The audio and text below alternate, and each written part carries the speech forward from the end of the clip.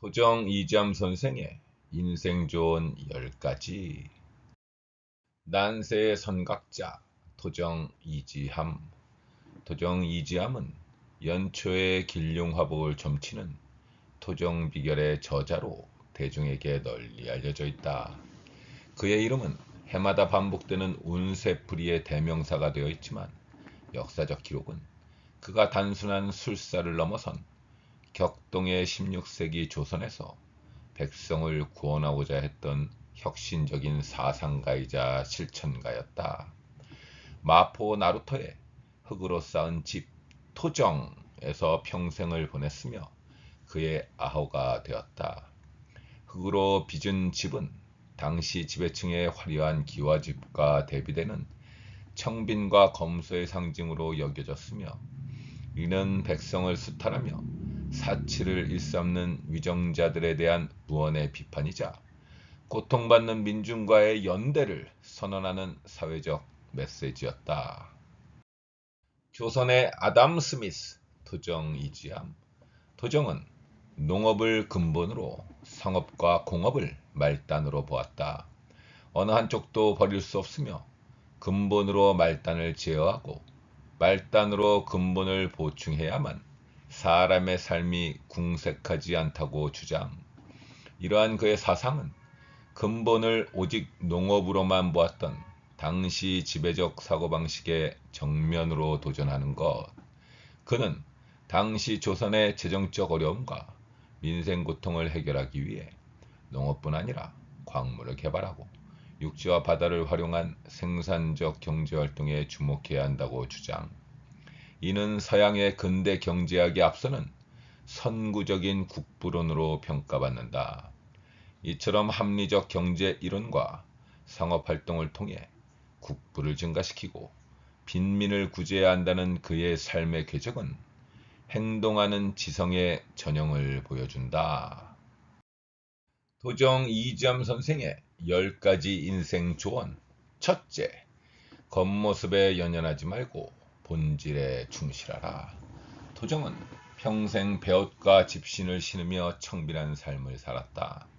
그는 겉으로 드러나는 직위나 재물 명예보다 자신의 내면을 수양하고 행동의 진정성을 담는 것이 인간의 참된 가치임을 강조. 그는 대인에 관하여 라는 글에서 거칠애를 멀리하고 청빈한 군자의 마음가짐이 중요함을 비려. 둘째, 재물은 덕을 위한 도구일 뿐 목적이 아니다. 그는 재물 자체를 탐하지 않았지만 재물을 모으는 상업 활동을 천시하지 않았다. 바닷가 섬에 들어가 닭을 키워 수만 개의 바가지를 얻고 이를 곡식 수천 석과 바꾸어 가난한 백성들에게 나눠주었다. 이는 재물의 본질은 개인의 탐욕을 채우는 데 있지 않고 사회의 근본인 백성들의 삶을 이롭게 하는 데 있음을 직접 보여준 실천적 가르침이었다. 셋째, 시대의 흐름을 읽는 통찰력을 길러라. 그는 조선 중기의 극심한 혼란 속에서도 현실에 안주하지 않았다. 아산 현감 시절 나라의 위정자들이 무심코 지나치던 군역제도의 폐단을 고발하며 이 제도를 고치지 않으면 훗날 외적이 침입해 백성이 앞서서 싸우지 않아 큰 화를 면치 못할 것이라 상소. 이는 단기적인 이익에 매몰되지 않고 멀리 내다보는 해안을 가진 토정의 모습을 보여준다. 넷째, 지식은 넓고 깊게 탐구하되 실천을 통해 완성하라. 토정은 성리학의 울타리에 갇히지 않았다. 그는 역학, 의학, 천문, 지리 등 다양한 학문을 섭렵했으며 이를 바탕으로 국가의 재앙을 구제할 방안을 담은 농아집을 저술. 그는 지식을 머릿속에 쌓아두는 것에 그치지 않고 거린청을 세우는 등 현실 문제를 해결하는 도구로 활용. 이는 지식의 진정한 가치가 실용성과 응용력에 있음을 보여준다. 다섯째, 자신의 욕망을 통제하는 삶을 살라. 토정 유고에 수록된 과욕설은 이지함의 깊은 마음 수양을 보여준다. 당대 최고의 학자인 이재한도 거절하며 자신의 내면을 끊임없이 경계했다. 이는 지나친 욕심이 자신을 파멸로 이끌 수 있음을 알았기 때문이며 스스로의 욕망을 다스리는 것이 진정한 자유와 평화를 가져다 줌을 알았기 때문이다. 여섯째, 지위고하를 막론하고 존중하고 교류하라. 토종은 명문가 출신이었지만 그의 제자 중에는 천민 출신도 있었다. 그는 신분이나 계급에 얽매이지 않고 사람 그 자체를 존중했다. 이러한 그의 태도는 거린청에서 거린들에게 생업기술을 가르치고 자립을 도운 활동에서도 드러난다. 진정한 지혜와 배움은 학식이 높은 소수의 사람들에게만 있는 것이 아니라 삶의 현장에서 고통받고 살아가는 모든 이들에게도 발현될 수 있음을 알고 있었다. 일곱째, 도움을 주는 것을 넘어 자립의 길을 가르쳐라. 아산 현감 시절 그가 만든 거린청은 단순한 구호시설이 아니었다. 거린들에게 거처를 제공하고 먹을 것을 주었지만 더 나아가 그들에게 직접 생업기술을 가르쳐 스스로의 힘으로 살아갈 수 있게 했다. 이는 누군가를 도울 때 일시적인 해결책만 제공하는 데 그치지 않고 그들이 스스로의 삶을 개척해 나갈 수 있는 근본적인 힘을 길러주는 것이 진정한 도움이라고 역설한다. 여덟째, 땅과 바다의 가치를 새롭게 인식하라.